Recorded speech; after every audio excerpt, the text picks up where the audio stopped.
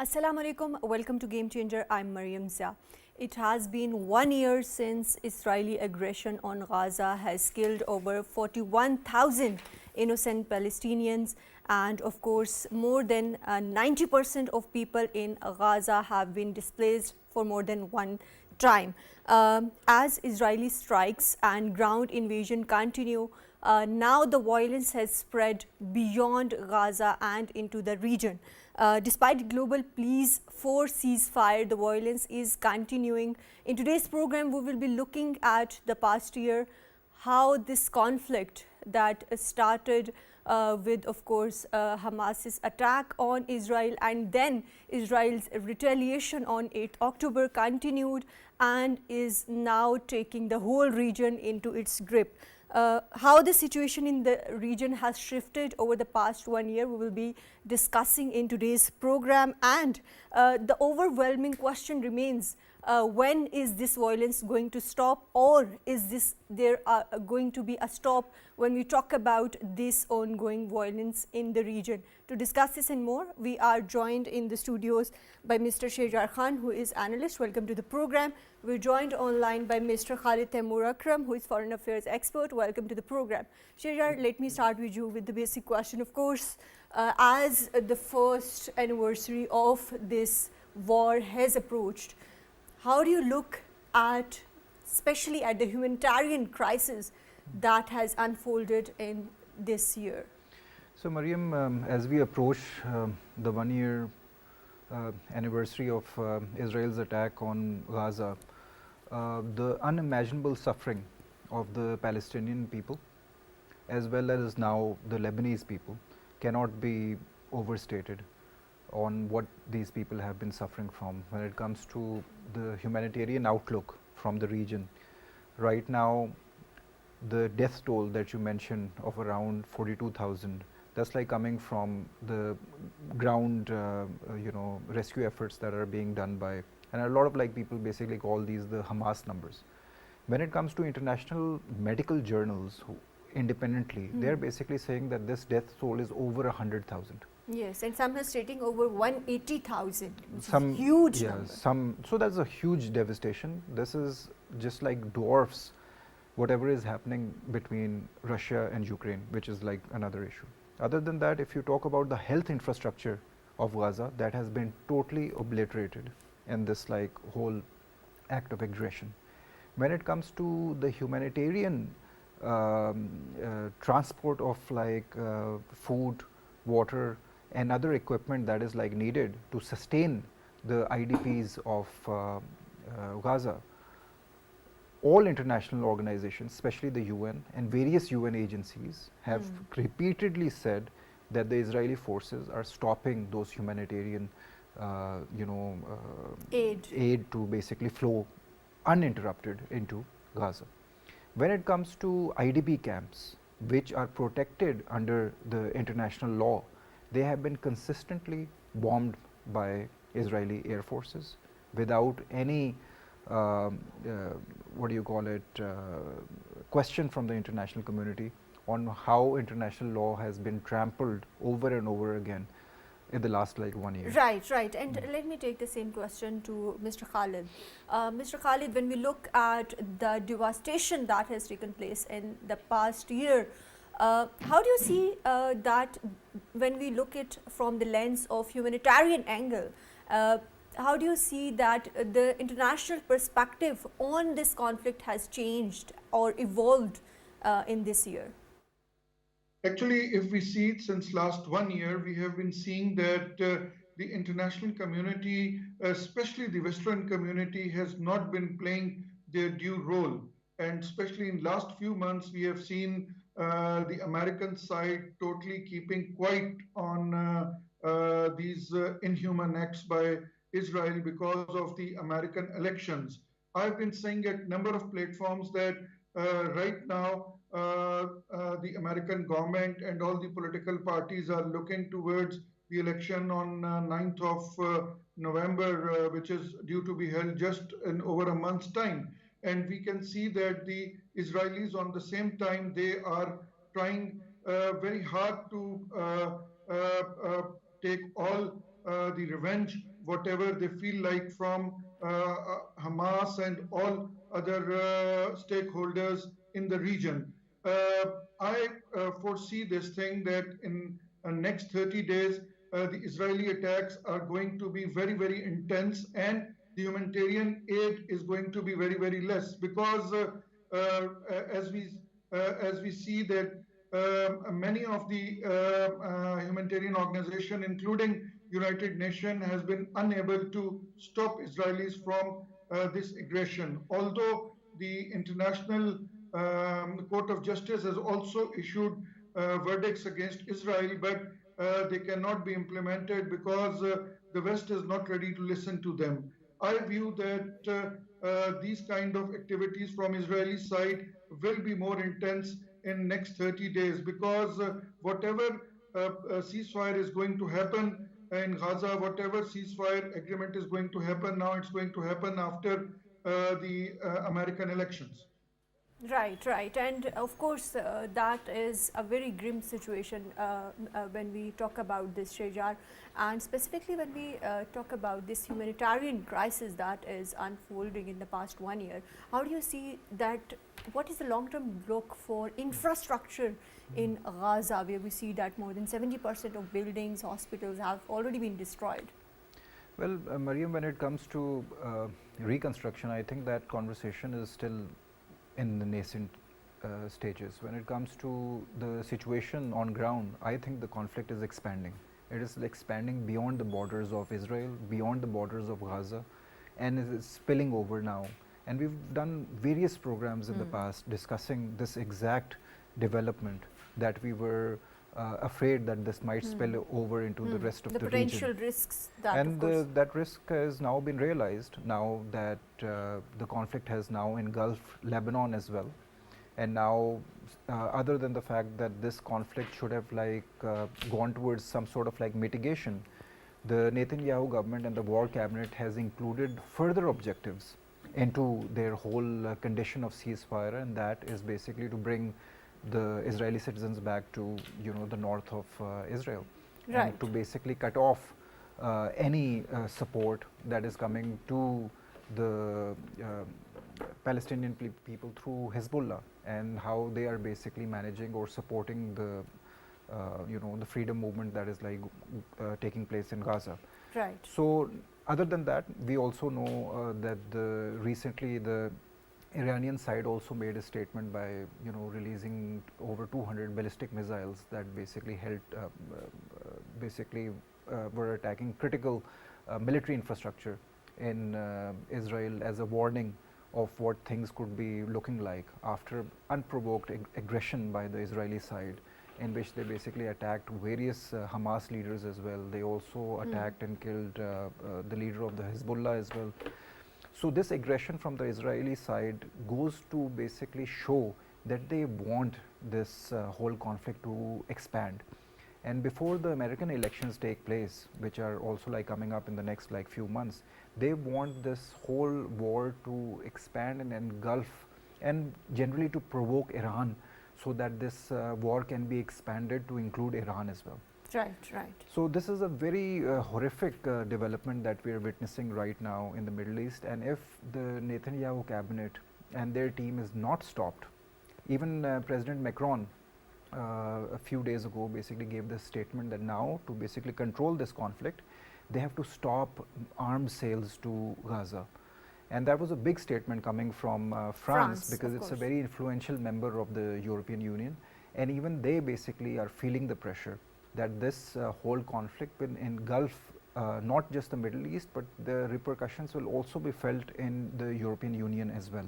Right, right. And obviously, President Macron also had to qualify this statement a few days later, after Prime Minister Netanyahu attacked even his long-term ally France by saying that this whole statement that was given by President Macron was, he basically used very undiplomatic words for him. Right. And then Macron had to come up and qualify why he basically said this statement. So this also goes to show that even though there is a lot of like resistance developing in European Union and various Western capitals against this war. When it comes to providing diplomatic support and arms support by various Western nations, that support is still being provided. Of course, and this raises a lot of questions and it raises regarding a lot the of situation. questions Of on course. what the intentions actually are on ground. Right, right, right. And of course, with escalation in the conflict, Mr. Khalid, how do you see this situation, and why has international community failed to do anything about it, especially with reports emerging of potential and of course there are evidence of genocide in Gaza? Well, I would say that international community, in their limited capacity, have been trying to play their role. We have seen China talking at various international platforms. We had seen Russia talking at various platforms. We had seen OIC giving statements and United Nations giving statements. But the actual work had to be done by the Americans and the European Union. But unfortunately, we had seen Americans taking a back seat, and mainly because this is the election year in USA. Israel, as we know, that if they have to listen or if they have to accept any kind of mediation, it is going to be a Western mediation, and they are not going to accept any kind of mediation by Middle East or by China or by any other country. As far as China is concerned, we have seen that China has been playing a very important role. They have got together all the 14 factions of the resistance movement in Palestine, and for the first time all the factions, they got together, and China wanted that if there is any kind of peace deal, so it should be a wholesome peace deal by all the stakeholders of Palestine.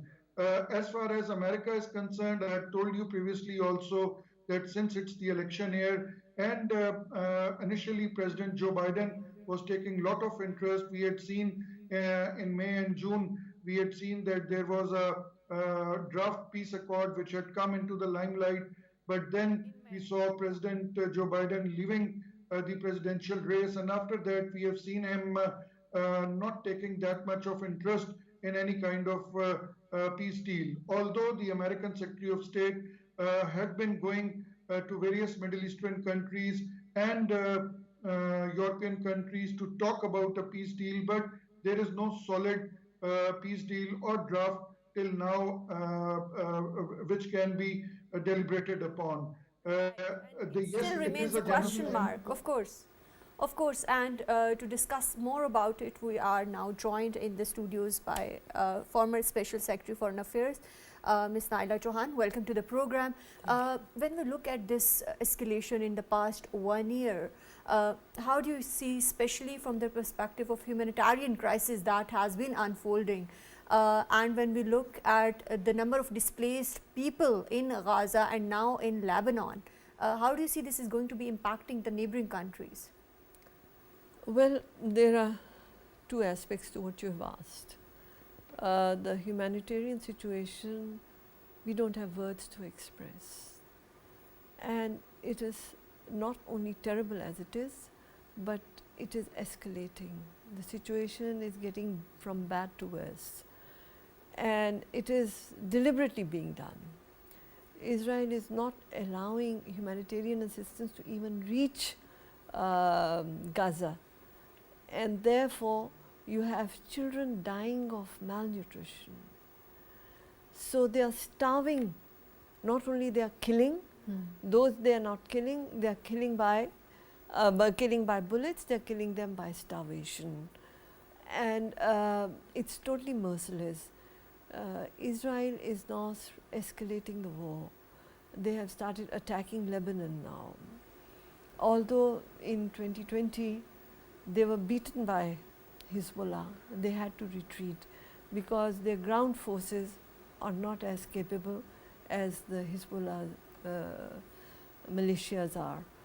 So they had been using aerial bombing first to create that terror, to create that destruction, and then they decided to send ground forces, and you must have heard. Right. But when we look at the situation, there are reports that now Israeli troops are exhausted from this prolonged conflict.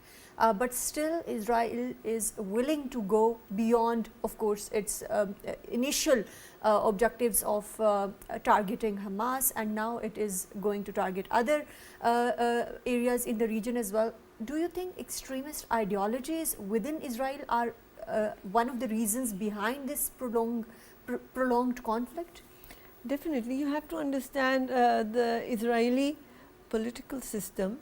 Likud party is now, the ruling party with Netanyahu as its leader. They are extreme right, and they are being supported by other extreme right parties in Israel. So their agenda is not just Gaza, it's not just Lebanon. If you had noted the map that Netanyahu had shown in the United Nations of Greater Israel, he is basically pursuing that agenda. So let us not be misled by the idea that this is just Gaza or Palestine or Lebanon or Hezbollah or Hamas. No, his agenda is much bigger, and in that map you could see there is no Palestine, it's all Israel. But what is the significance of ICJ and ICC's findings when we talk about in the context of all these, of course, his speeches, Netanyahu's speeches, and the war crimes and genocide that is happening within the region? The significance is great. Let me assure you that. Implementation might take time, because you see, this is a very cleverly chosen time. As you know, in United States of America, they are just a few weeks away from their elections, and there is a lobby party called APEC, which is American Israeli lobby. They are putting in $100 million into their elections. So no politician would have the courage to criticize Israel at this point, because they are more interested in their votes, in their seats, rather than taking a higher moral stand. And you can see how President Biden has been taking U-turns upon U-turns upon U-turns. Coming to Iran, Iran was very patient, and if you noted the speech by President Pezeshkian at the UN, he had mentioned for the first time that Israel has to be condemned, of course, but Iran is willing to speak to the West, and they are wanting to revive JCPOA. Now JCPOA basically constrains Iran's nuclear plan.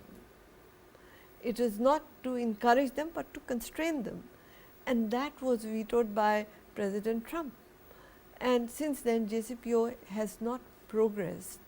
So now Israel is talking about attacking Iranian nuclear assets, but Iran has basically shown to the world that the myth Israel had created about its invincibility, about its dome of defense, is shallow, that it's just bluff, because Iranian missiles penetrated the dome of defense, and they targeted military installations. They did not attack civilians, to show that Iran is not interested in killing civilians, unlike Israel.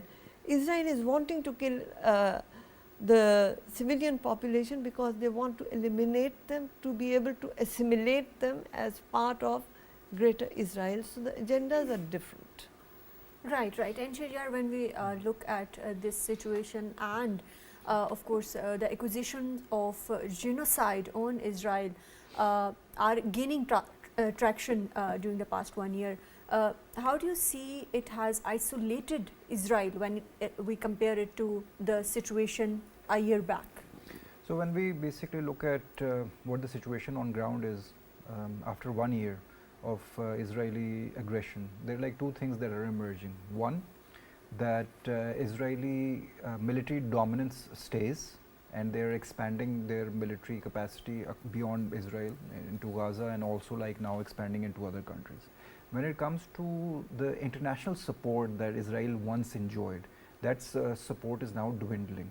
a lot of like European countries, a lot of like historical allies of Israel, they're distancing themselves. So the global isolation of Israel is increasing by the day. When it comes to the whole genocide rhetoric, that has also already been established by the International Court of Justice. They have already basically said that they have enough evidence to basically qualify this whole act as an act of genocide. So that discussion is also like now in the mainstream. If Israel doesn't agree with it, or their main backer, the US, basically supports diplomatically Israel on whatever, and Madam has very eloquently described how the whole Israeli lobby basically controls the whole political process of the US. Right now, it would be very ambitious to basically think that the US, which is the main backer of Israel, would basically have any out of the box solutions. They tried various different models of ceasefire. Right, but when we look at, like you are mentioning too, of course, Anthony Blinken's back and forth visits within the region, but at the same time, when we look at weapon supply to Israel, that is still continuing. And now there are legal challenges when we are looking at different countries. They are emerging now with regards to weapon supply to Israel. Do you think this is going to be changing of course, the direction in which the conflict is going in the coming days? So I just mentioned that President Macron has also basically given a call that the arms sales to Israel need to be stopped. Other than that, if you look at and that Germany, is significant because France was one of the first few countries that backed Israel. Definitely. Even after that, President Macron had to qualify his statement by basically saying that France stands with Israel when it comes to its defense. And they basically said that the fact that Israel is using unprecedented firepower, this is degrading their international reputation. That is the stance that Macron had to take after giving this statement. Other than that, if you look at Germany, they have stopped the transfer of equipment and ammunition. When it comes to UK, now there are calls, and they are also selectively giving them ammunition and support. So these were historical, very close allies of Israel, which are kind of changing their stance, due to pressure mounting as well from the International Court of Justice and also their local populations. Even yesterday, there was a huge demonstration in various different capitals of Europe that are basically calling for now dual ceasefire in Gaza as well as now Lebanon. Historically, France has very close ties to Lebanon.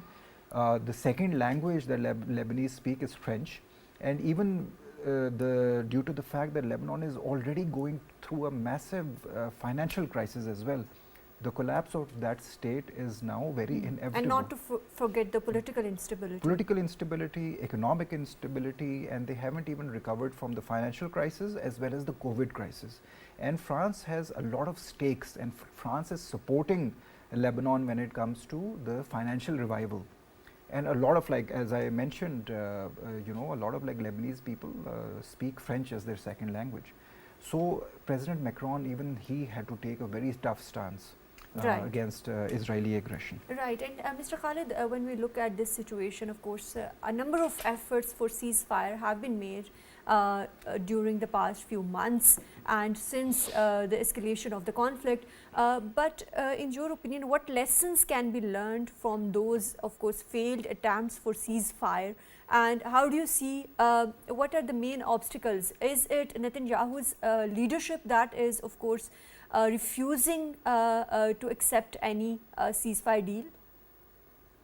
Yes, first of all, we have to see that these ceasefire attempts were made by whom? These ceasefire attempts were made by some countries and some stakeholders in Middle East.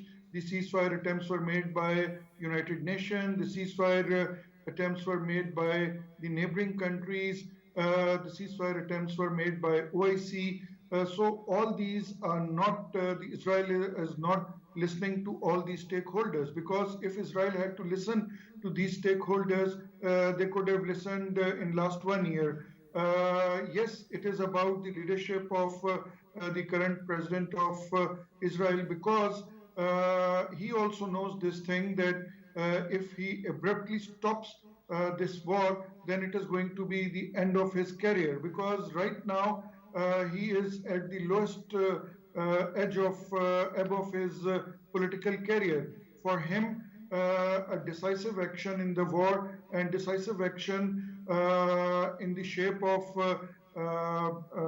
sending all the Palestinians out of Gaza, taking full control of Gaza, colonization of Gaza, expanding Israeli territory into Lebanese territory, or attacking Iran. So these kinds of things, till the time he will not achieve, he feels that his political career is at stake. So right now, it is this war has two dimensions. One, the internal Israeli dimension, in which the president and his cabinet feels that they have to show a solid progress to their countrymen to stay in the political arena. And second is the US angle, in which the Israeli diaspora, which plays a very prominent role in the US business circles, and they are one of the major donors in the US election. So they are also hindering any kind of peace deal, and they feel that till the time tangible results are not achieved by Israelis, this war will continue. Right, and look, when we talk about tangible results, of course, how do you see Netanyahu's strategy regarding the conflict? Is there an end game to it, or this is an open-ended conflict for Netanyahu? No, Netanyahu's agenda is very clear. He wants to establish Greater Israel, and he will not stop until he has achieved that. And you could see his audacity. He has the audacity to call UN Secretary General persona non grata. I mean, that's the limit. And anybody who criticizes, when the president of Brazil criticized, he called him, President Lula was called persona non grata. So Israel is not going to stop until it's a Right, right. And Shahryar, when we talk about, of course, Netanyahu's, of course, political strategy and his military strategy regarding expansion of the conflict, what role, in your opinion, Israeli public opinion has played in this, in expanding the conflict? So, Mariam, they're like, after this like 1 year anniversary of Israel's aggression, there are like a few illusions that now need to be broken. Illusion number one is that the Israeli public is against Netanyahu. All the various polls, and this I'm minusing the families that are basically asking for the hostages to come back. Those families apart, most of the Israeli public stands in line with what Netanyahu is doing. His public opinion in regards to various polls that they have conducted, he is becoming more popular. His expansion into Lebanon is supported. His operations against Hezbollah have been supported, and his operations against Hamas and not accepting a ceasefire, they are also being supported by the public. So let's like get that illusion out of the window that the Israeli public is not in support of Netanyahu. That's a major illusion that a lot of like I see analysts basically speaking, but like the evidence from ground is very different. The other illusion was Netanyahu's illusion that he basically thought that while being in government, and this I'm talking the events that led to October 7, his illusion was that he would be able to go on as business as usual without giving the Palestinians the right to self-determination. And he said that internationally he is like so diplomatically connected, and Israel has such a strong lobby in the West that they would be able to ignore this issue and basically manage this issue without giving the Palestinians any right to self-determination. That was Netanyahu's illusion that was broken on October 7th. Then when we talk about the grand bargain that the US was basically propagating and getting a lot of like countries from the Middle East to accept Israel, and in return the Israelis would basically pave a path to the self-determination of the Palestinian state. That was the myth or the illusion that the Americans were basically supporting, and that illusion was also broken because Netanyahu consistently at that time and even after October 7th, he has been very vocal that Israelis would never accept a two-state solution. Now Netanyahu and various influential members of his party and cabinet have consistently said that there will not be a two-state solution at all. Right, So right. that was also a myth. And when we look at this situation, like Shahryar alluded to, that of course Israeli public is behind Netanyahu, but at the same time we know that GCC countries that were moving towards having diplomatic relations with Israel are now backed off from the initial standing, and this has led to international isolation of Israel. How do you see this is going to be impacting, specifically when we talk about economic, political consequences for Israel in the coming days or maybe in the coming year? Well, Shahryar has broken a few myths. I would like to further break myths that Israeli economy is now in shambles because of expanding its war and continuing to do so. A lot of its ports have been impacted, they are being Exactly. bankrupt. And it was said that China is not an important player. China is one of the largest trading partners of Israel. So, if China puts its foot down, USA's support to Israel would then be impacted. And Netanyahu is audacious, he is almost impudent, and he is trying to pretend that it's all hunky-dory, and his people are supporting him.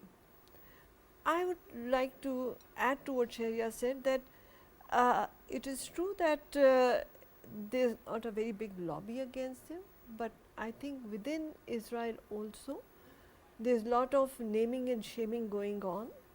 So there are people who are criticizing Netanyahu's approach, not because they don't want expansion, not because they respect Palestinians, but because they are being exposed. They were supposedly victims and now they are victimizing.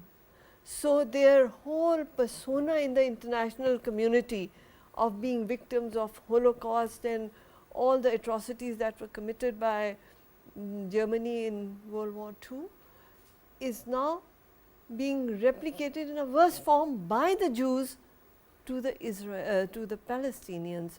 So their whole image is in shambles now, and that is what is creating a reaction from the Jewish diaspora abroad, if not within Israel.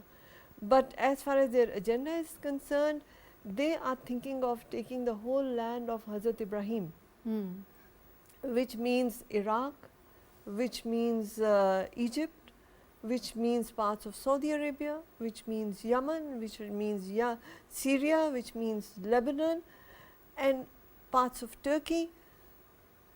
How far are they going to go? Right. And lastly, very briefly, tell us, do you think this is going to be the beginning of the Zionist project of Israel, or do you think Israel is going to continue its dominance when we look at the coming days or months or year? Zionist agenda from day one was this, but it was kept secret. Now it's open. So as far as Zionism is concerned, that is to have a greater Israel, and that agenda is being pursued. But I agree with Shahryar that there is a growing isolation of Israel. And although USA said we are not going to give them more arms, but the already arms agreement they have with Israel is valid till 2028. For next 4 years, they will continue to give them arms, even if they decide not to continue with this arms supply to them. Now, how Iran is going to react? Today is the anniversary of this atrocity that Israel started under the pretext that Hamas had attacked them. Hamas was already under attack by Israel, and this 7th October broke many myths that Israel had created for itself. Of course, and brought Palestine issue again into international light. Exactly. Thank you very much, Ms. Naela Chohan, for joining us in today's program. Thank you very much, Mr. Shehjar Khan, for joining us in today's program. Thank you very much, Mr. Khalid Temur Akram, for joining us in today's program. Of course, when we look at the situation in Gaza and beyond, Israel's aggression is continuing. And this is the time more than ever that international community need to do more for not only peace within Middle East but beyond as well. That's all from Game Changer tonight. Take care.